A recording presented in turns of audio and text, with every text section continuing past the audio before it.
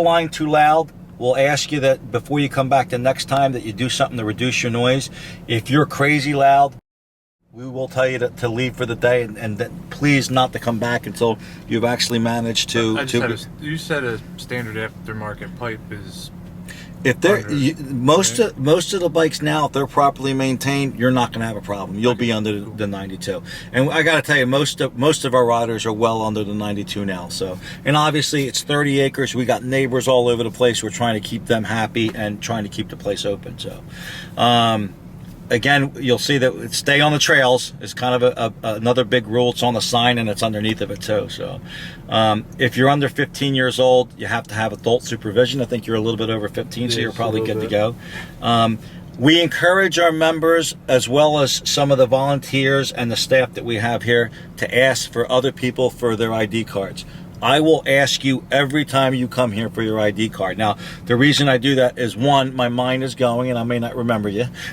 Two, and probably the more realistic reason, is the police officers come down here and I encourage them to ask for the ID cards, and it's not really fair to them if you have an ID card but it's in your car or it's at home, and so they're pretty much told that if you don't have your ID card to tow you, to ticket you and tow you, and that kind of protects the site. So and so you'll have other members actually asking you, and the reason they do is because they've paid their fair share to be here. This is their facility. I mean, and so hopefully everybody embraces that and takes care of it. So if you don't follow the rules, we'll inform you nicely the first time. Second time, I may make you do this again, pay an extra $50, and I may talk even longer, which is the big punishment. Non-members are arrested. In 12 years, we've arrested 6 people. The last 4 that were arrested were 3 or 4 months ago, and unfortunately for them, 3 of the 4 had stolen vehicles. Oh. So you really don't want to come to the Police Athletic League with stolen property. That's pretty stupid. Yeah, it's pretty dumb. And obviously our safety rules are in effect, and they will definitely be enforced. So. Okay. One of the few things that you will see are roads that are 2 ways, and this is one of them. Okay, and what we encourage you on the 2-way roads, obviously stay to the right, but we remind you we have 6 and 7-year-olds out here. They don't know to stay to the right, and when you see them coming in the opposite direction, just assume that they're going to run in with you. So stay as far to the right as you can and nice and slow on these roads. All right, over to the left here is our go-kart track. And now you'll notice some of our postings here. Again, we got red signs, do not enter. So this here is kind of an interesting intersection because we got a 2-way road. Just to the left here, we got a trail that's coming in this direction. And then we have the exit for the go-kart track. And there's a go-kart now going over one of the bridges.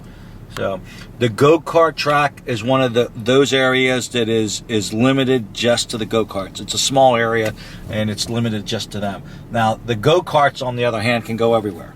So they have free reign of the whole site. You're not going to see a whole heck of a lot of these, which is stop signs, but we post them at intersections that have been deemed to be dangerous. Now, truth be known, this one has been modified, so those stop signs are probably going to be a yield soon. We've kind of cleared the visibility up here, so it's a lot easier, and there's not a whole heck of a lot of traffic coming in that direction. So that's probably going to be changed to a yield sign, but until it is, just come to a complete stop here until we make those changes. So some other areas that are off limits. This is actually a stage that we built here for groups and events to be held on, and so from where you see these bushes and stuff, that's kind of off limits too. I know it's a tempting hill there to want to climb or maybe go up them steps, but we need you to stay off of that. This is our second bridge here. The bridges are part of the trail system, which is kind of cool. The only thing we ask, if you notice, if you look at the edge of that bridge or the beginning of that bridge, there's a stop sign. And really what we want everybody to do is come to a complete stop before you go over the bridge, and then nice and slow over that bridge. The bridges, we built the bridges, they're not cheap. If they get torn up, then we'll have to spend membership money to fix them up. So nice and easy. The ponds are almost done. They do have fish in them. They're tiny little fishes right now, but eventually they're going to be fish in there. And again, I don't know if you could tell from here, but the bridge at some point is wider and that's designed for when people want to go fishing. They can actually sit on the bridge, not be too worried about people running into them, and do some fishing. So, and we designed the pond right there at the bridge to be deeper, so that in theory that's where the fish should be. So we're kind of keeping our fingers crossed. The road that we're on now, the trail that we're on now, is the access road to the motocross. So there is again a motocross track. It is a separate track. However, it is tied into the trail system. So you can come into this motocross track and just do the loop, do the loop, do the loop, and then when you're ready, shoot off into one of the trails and hit the rest of the facility. So, the motocross track does go in one direction, and you'll notice that there's a yield sign here. And again, as you're coming in this area, obviously there may be some motorcycles, go-karts, or ATVs coming through here, because again, the track is designed for everybody, and you'll see that it's wide, so it's wide enough for the go-kart tracks. Any point that you see a jump, all the jumps are tabletops. Makes it a little bit safer for everybody. You could still get your jumps in it when you want to, but there's also a bypass. Most of our go-karts are not designed to do the jumps, so you have the bypass or you can do the jumps. So depending on what level you're at, will determine how aggressive you take the jump. The motocross track is slated to get an overhaul the first couple weeks of September. And so you'll probably see that the jumps are going to be a little bit higher.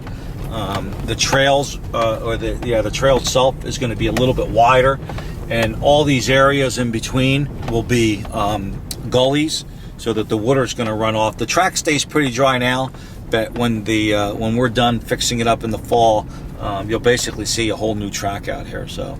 And again, I think the biggest thing that everybody likes is the jumps are going to be a little bit higher. Awesome. So yeah. This is a small track for the younglings. So, and it's 100% visible, and really there's nothing for them to run into. Except hay. Yeah, except hay. This is 7 days a week, correct? Yeah, 7 days a week.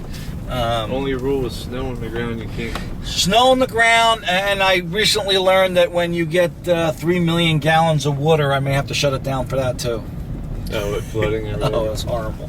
The other nice thing, I guess, if you're an environmentalist, is that we do have a lot of nature out here.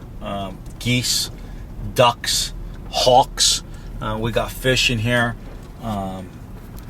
Frogs by the probably hundreds of thousands. So it is kind of cool out here, and it's become a lot more green out here since we've been here for 12 years. It was kind of not so nice when we started. Yeah. And we continue to work at making it better. So, and that's pretty much it. All right, thanks for taking the time to watch our quick orientation. Again, that's a little bit of the orientation you'll get when you come and join our program. Thanks for watching, and hopefully we'll see you on the trails.